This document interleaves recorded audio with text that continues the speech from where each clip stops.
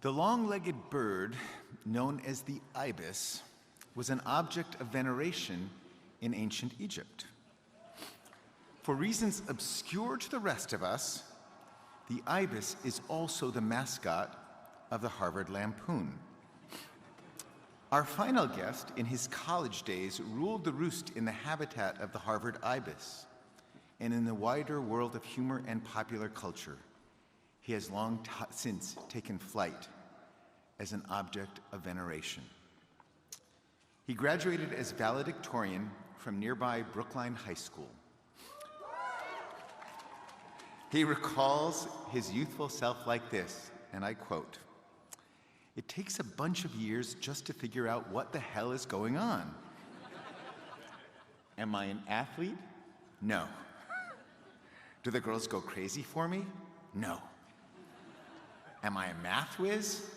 No. Am I a tough guy? Oh God, no." And then he recalls, "I hit this thing. I could make people laugh." After high school, he took up residence on this side of the Charles. When he wasn't ensconced in a Lampoon castle, he lived in Mather House.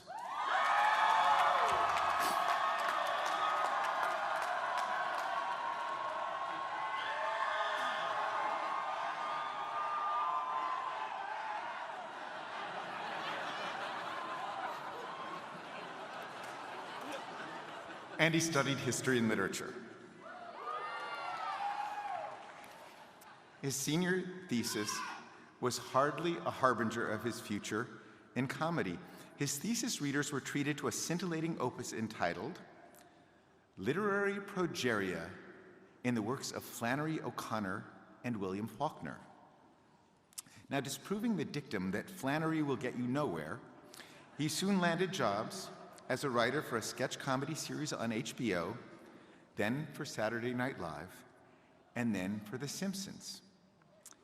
By 1993, just 8 years out of college, with both his prospects and his pompadour on the rise, he was named to succeed David Letterman as the host of his own late-night talk show on NBC. His 15-plus year run at late night was followed by a not quite so long run on The Tonight Show, followed by more than 10 years as host of another late night show. Over decades, he has won devoted audiences and won over critics with his original, irreverent, subversive, self-effacing, often absurdist brand of humor, at once zany and brainy, silly and cerebral. In more recent years, he has become host of a chart-topping podcast, the star of an acclaimed travel series on TV, and the reigning host of the Academy Awards. He has a shelf full of Emmys, almost as full as his shelf of awards from the Writers Guild of America. In 2025, he was inducted into the Television Academy Hall of Fame and awarded the Mark Twain Prize for American Humor. At the Twain Prize ceremony, a colleague captured his reputation crisply. "There's no one faster, and there's no one nicer." The son of a distinguished Boston lawyer and an eminent Harvard professor of medicine, he recalls that his father, an expert in infectious diseases, once offered a diagnosis of his son's career in comedy. "Oh, I see," his father said. "You are making a living off of something that probably should be treated."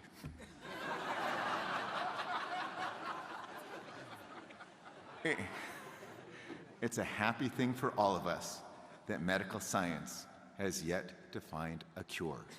We honor Conan O'Brien.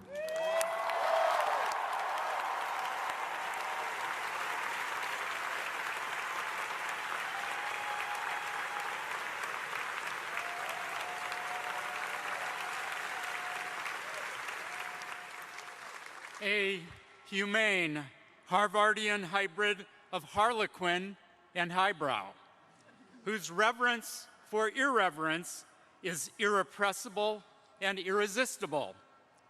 Long a late-night luminary, now a decorated doctor for whom the best of medicine is a dose of laughs.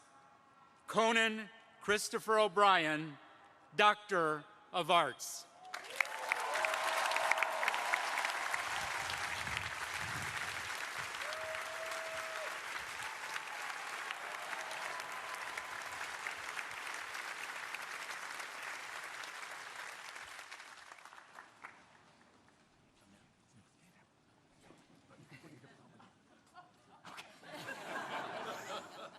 All right, now that we've got that sorted out, let me add one further note. Conan O'Brien was many things while in college, but a varsity athlete he was not. I know. It is therefore with pride and a due sense of irony that we honor him with a fitting further distinction. Dr. O'Brien, to recognize your stature as one of the Ivy League's all-time most valuable players, we hereby confer on you the title of Harvard's own honorary late-night letterman.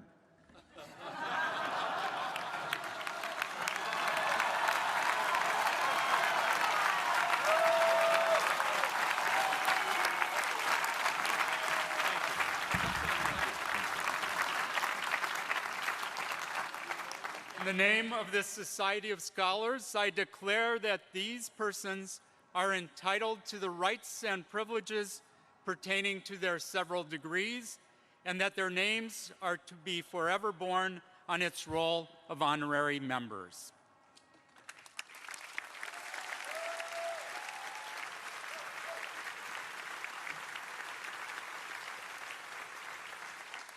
It is now my privilege to invite one of our honored guests to address this assembly.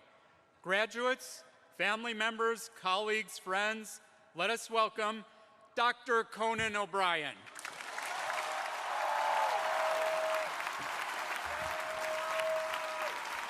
Thank you.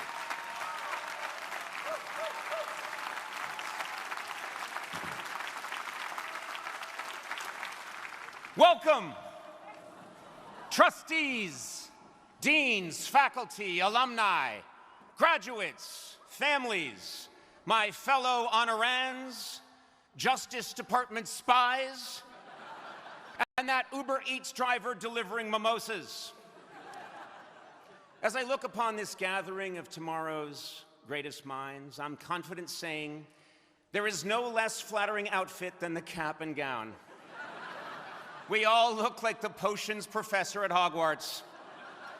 Up here on stage, it feels like an AA meeting for druids. I want to thank President Garber for his incredible stewardship of this graduating class. Fantastic job, sir. Really nice. Really nice. Normally I would give you an A+. But in keeping with upcoming Harvard policy, I'm adjusting your grade to a C-.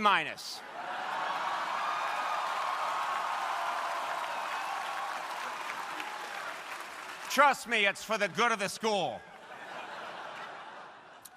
I will keep my remarks brief because MIT's graduation is also today, and I want to give you a 15-minute head start on your job hunt. Those nerds down the river won't know what hit them. Also, just a quick announcement after the ceremony. Tequila shots are on me at the Porcellian Club. Yeah. You're all invited. Just force your way inside and tell them Conan sent you. They're an understanding bunch. As we gather here today at this beautiful Tercentenary Theater, I am struck by one thought. Only someone from Harvard would call this patch of grass a Tercentenary Theater. Just look at this yard, Percival. 'Tis a veritable Tercentenary Theater. Harvard, why use a $5 word when a $50 word will do? It's really nice to be back at the very last place I used the word querulous in a sentence. Standing right over there by Widener, I asked someone, what does querulous mean?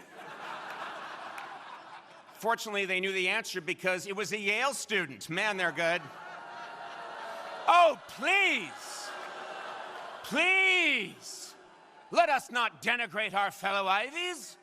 Let's admit that all 7 are worthy institutions.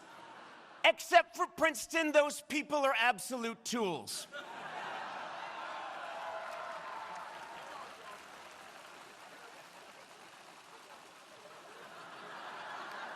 The hell's going on over there? Yeah.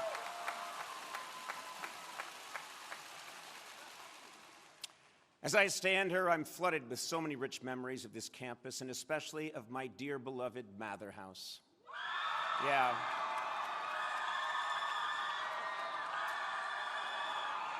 Yeah, that's enough. Mather was named after former Harvard president Increase Mather, who was an infamous figure in the Salem witch trials. And if any of you spent more than an hour in Mather House, you know the witches got the last laugh.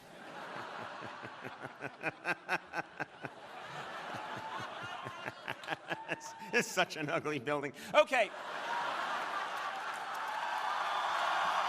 I'm sorry. Let's tear it down, start again. All right, here we go. Of course, we all make jokes about our school, but Harvard is still our nation's oldest and most renowned seat of higher learning. And today, you are the 375th graduating class. Yes. Did you know that the first graduating class in 1642 had only 9 students? Yeah. And somehow even they were all legacies. That's hard to do. No university in our nation has produced more Nobel laureates or white-collar criminals. So whether you choose good or evil, know that you are among the very best.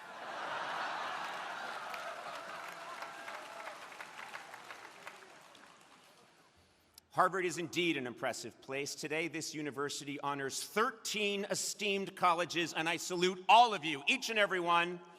Now, of course, don't push it. Of course, this includes the Harvard School of Dental Medicine. Yes. Yeah. And let me tell you something. When Harvard dentists say you may rinse and spit, they say it in Latin. I wasn't going to do that joke, but the dental school said they'd give me free veneers if I gave them a shout out. No, I take my assignment today seriously, and in preparation for this speech, I asked the provost's office for intel on all your concerns. And I was told the following. You're obsessed with doing laundry now that it's free. You bemoan the lack of fresh berries. You're upset that not all the dining halls have hot breakfast. Yeah. And you're alarmed that the Kennedy School has stopped providing complimentary coffee. Yeah. If these are indeed your concerns, you sicken me. Half those complaints are things you'd hear from a brown bear.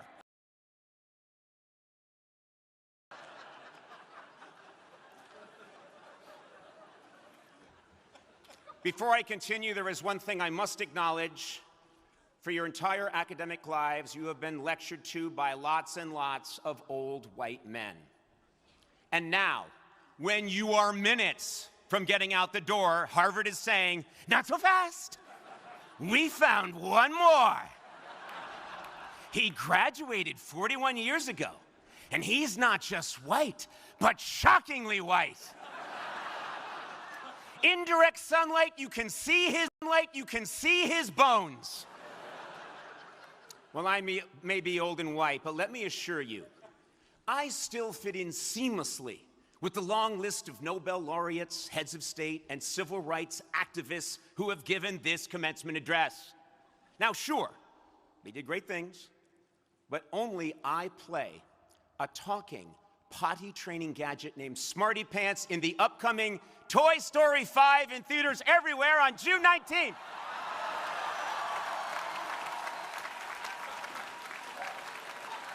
Did Winston Churchill do that? He did not. Former German Chancellor Angela Merkel? Well, she did audition, but testing showed she frightened children. Yes, I graduated 40 years ago, but I promise you, your lives here were no different than mine was in 1981. Like you, I too had to put an extra long cord on my dorm phone so I could cook my lean cuisine while talking to my friends about Mr. T. Like you, I know the pain of losing my place on the Ms. Pac-Man leaderboard because I was too busy buying an erase cartridge for my Smith Corona typewriter. Yes, we are all bound by these ancient common truths. Now, of course, I understand the unprecedented difficulties you face today, including AI. Yeah, I know. Luckily, AI is not a problem at Harvard. Here, professors have been able to quickly flag students' use of AI thanks to the sophisticated AI software they use to grade papers. It all works out. Yeah, and don't worry. Despite your fears, trust me when I say AI cannot replace you. Yes. It'll be too busy replacing those creeps from Princeton. Anyway, of course, perhaps the biggest issue facing this institution is that the federal government of the United States is suing our university. Yeah. Many people think I've come today to defend Harvard. Well, sorry, those people are wrong. Not only am I not against these lawsuits, I'm here to announce that I'm joining them. I, too, am suing Harvard. I'm suing Harvard for the cast-iron bunk bed that greeted me upon my arrival at Hallworthy 16 my freshman year. A bed that has since been confiscated by The Hague as an instrument of divine cruelty. I'm suing Harvard for allowing me to sign up for a 9 a.m. class at the Science Center and a 10 a.m. class down at Soldiers Field. For God's sakes, I was a child! I'm suing Harvard for my less than spectacular undergraduate sex life. For me having a three-way meant adding a second mirror to my dorm.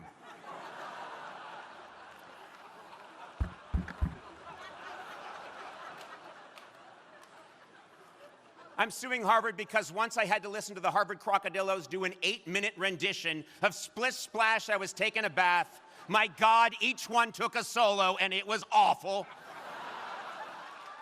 And finally, I'm suing Harvard because, and this is absolutely true, in the spring of my sophomore year, while trying to grab a quick lunch at Adam's house, I was served a meal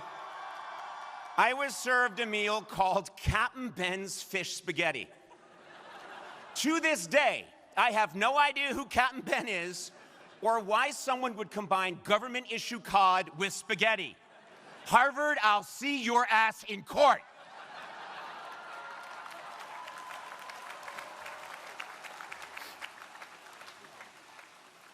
Yes, I'm confident that my claims will have more merit than those filed by the President of the United States. Yes.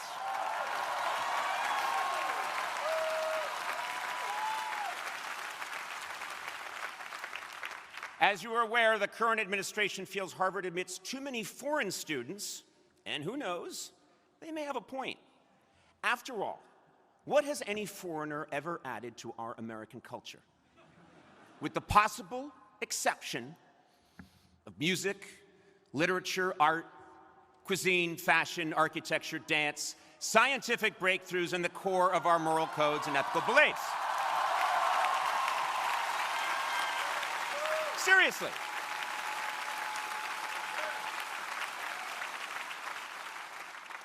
If foreigners hadn't gummed up the works, right now we'd all be listening to delightful Calvinist reggae,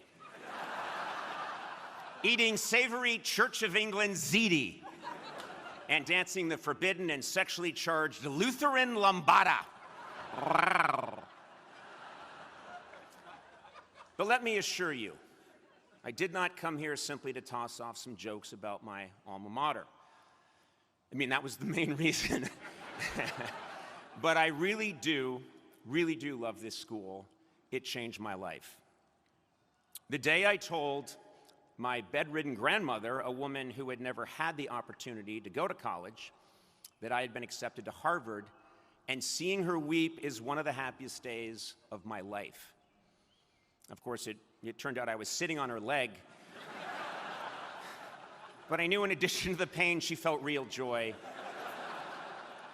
And I felt joy as well, especially when I sat here at my commencement in 1985. I really understand how much hard work it took for all of you to get to this point. And you should feel enormous pride, just as I did. On my commencement day, I was content if my Harvard degree was the first thing people knew about me. But what I have found, after all these years, is that I am fine with Harvard being the last thing anyone knows about me. This is not a diss on this institution in any way. I just believe that status, even when it's hard-won, can be double-edged. When I started my career hosting a late-night talk show, there was no internet. The only thing the media knew about Conan O'Brien was that he went to Harvard. That association may have been fine if I were a burgeoning philosopher or physicist, but for a comedian, that was a death knell. People thought the name of my show would be Late Night with He Thinks He's Better Than You, which I would have gone with, but it didn't fit on the shirt. All these years later, Harvard is far, far from the very first thing people think of when they hear my name. I have made 10,000 hours of content, and none of it screams Ivy League education. That's right, I'm the man who went on Hot Ones and rubbed hot sauce on my nipples. I shopped for weed with Kevin Hart and Ice Cube. I got drunk in an American Girl doll store. I've done many things no man should do. And all of this was before I became a Pixar potty training toy.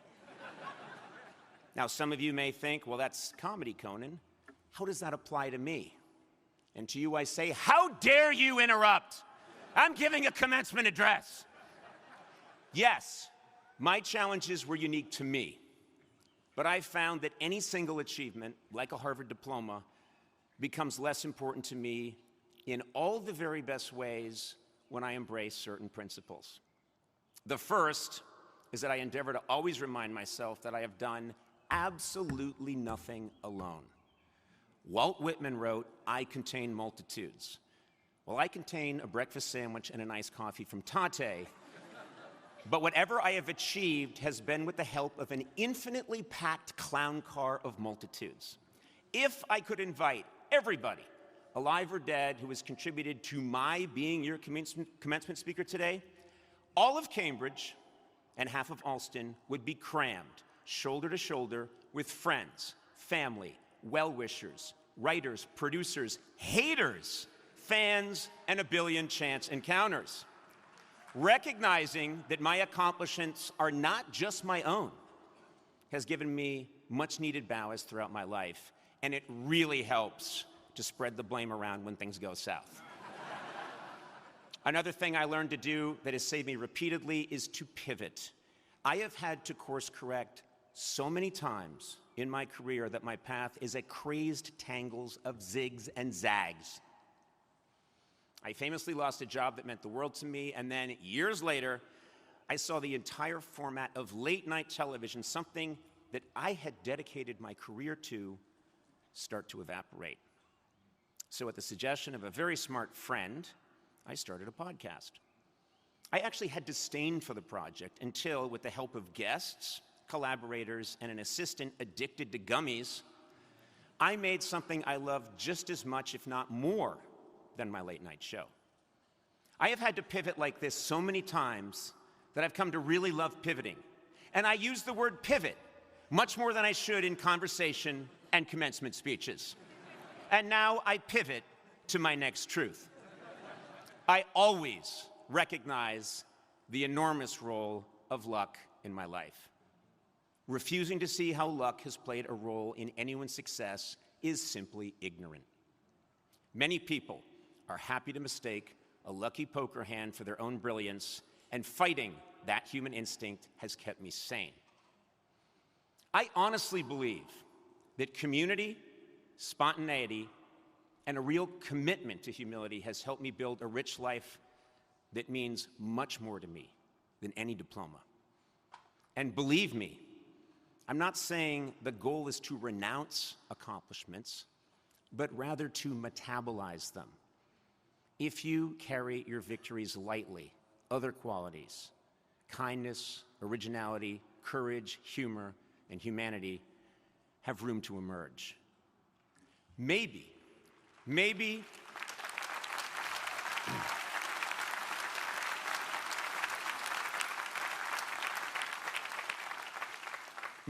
the greatest lessons I've learned along these lines have been through my 24 travel shows.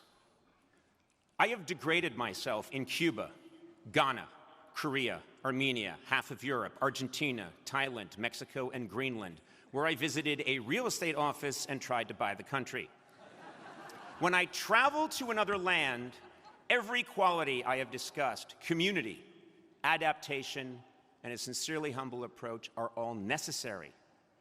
When you don't speak the language, no one truly cares where you went to college, and you have no choice but to make friends. It's on these travels that I learned a great lesson. Let yourself be bad at things. I have been a bad dancer in every country I have visited. But the people laugh because it turns out everyone everywhere is related to at least one terrible dancer. For me, humility on these trips can easily lead to humiliation, which is also a useful tool. 3 weeks ago, I visited Amsterdam, dressed up as Van Gogh, and forced my way into the Van Gogh Museum, where I started loudly demanding a cut of the merchandising because I made no money during my lifetime. Guards forcibly ejected me. I was roundly mocked by patrons for my pathetic display, but I did see a lot of smiles, and not one person said, "Now that's a Harvard grad." In Tokyo, I met with a teacher of Japanese etiquette who volunteered I wasn't her type. And when I asked her why, she just said, "Face."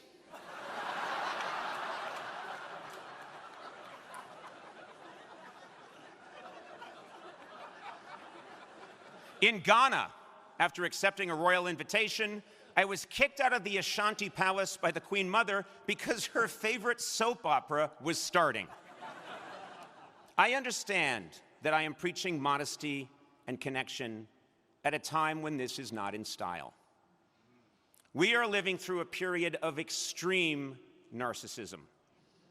Our current leadership in Washington believes that empathy is a weakness and that our nation stands supreme and alone. Add to that, everyone here today has a phone in their pocket that is algorithmically programmed to celebrate you and you alone by making you the protein-maxing hero of your own special journey. Much has been written about how isolated and siloed we've become, but for me, the antidote is quite simple. By de-emphasizing what makes us special, in your case, a prize degree, we can really find one another, not as an exercise in virtue, but as a path towards greater laughter, love, and real growth. And believe me, I struggle daily with my own pretensions. I am aware that I am telling you to transcend your glories as I stand on this stage, accepting a doctorate I didn't really earn, while dressed like a 12th century pope. Big surprise, I have a giant ego. I mean, come on, the titles of my shows have been A Late Night with Conan O'Brien, The Tonight Show with Conan O'Brien, Conan, where did I think of that one? Conan O'Brien Needs a Friend, and Conan O'Brien Must Go. I fought like hell to have today's ceremony named Conan O'Brien Presents the Harvard Commencement starring Conan O'Brien. Yeah, let's get that done. So when I realized that my message today would be about the rejection of honor and status, can I consider for a second turning this doctorate down? Did I say, no, President Garber, my achievements are not my own. I must decline. Hell no! Not for a second. My grandfather, who everyone called Hoofer, and who had to drop out of the 7th grade to support his parents, was a traffic cop in Worcester, Massachusetts. Yeah, and he had a saying, take what you can get and ask for more. Very wise man. Hoofer is an essential passenger in my clown car of multitudes. And in his honor, I will grab this doctorate and then ask President Garber if there's also a cash component.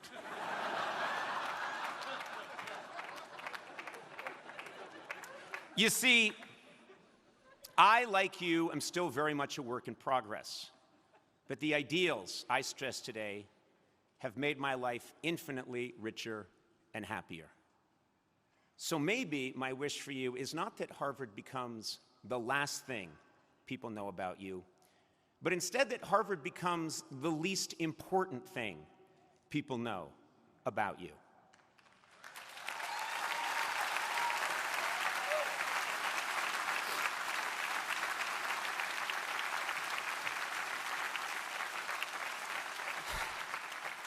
Because your real education starts now, with friends you've made and friends you've yet to meet, with stunning successes and miserable defeats, and with a humble acceptance that your greatness comes from the mess around you, not despite it. From the depths of my heart, I congratulate you, class of 2026, not for any piece of paper you received today, but because of your hard work, determination, humanity, and the boundless community that you have and will create. Let us all resolve on this great day to go forward together and see Toy Story 5 in theaters everywhere, June 19th. Thank you.